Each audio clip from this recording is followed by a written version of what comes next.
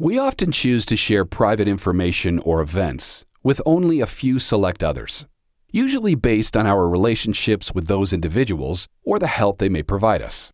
For instance, we might share intimate details with a doctor or a clergyperson that we might not share with anyone else.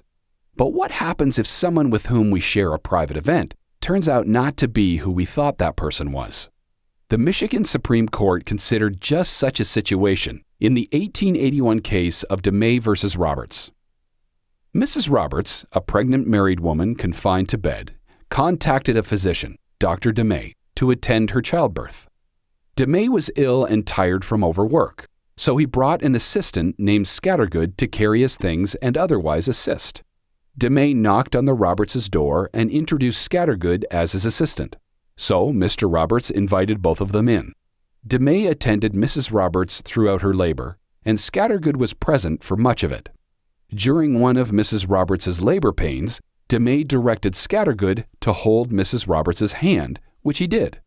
Scattergood was able to hear and observe all the intimate aspects of Mrs. Roberts' labor and the delivery of her child.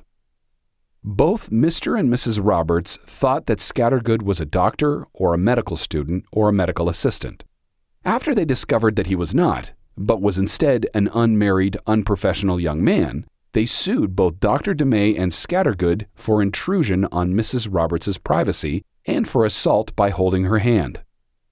After a trial, the Gratiot County Circuit Court awarded a judgment to Mrs. Roberts. DeMay and Scattergood appealed to the Michigan Supreme Court.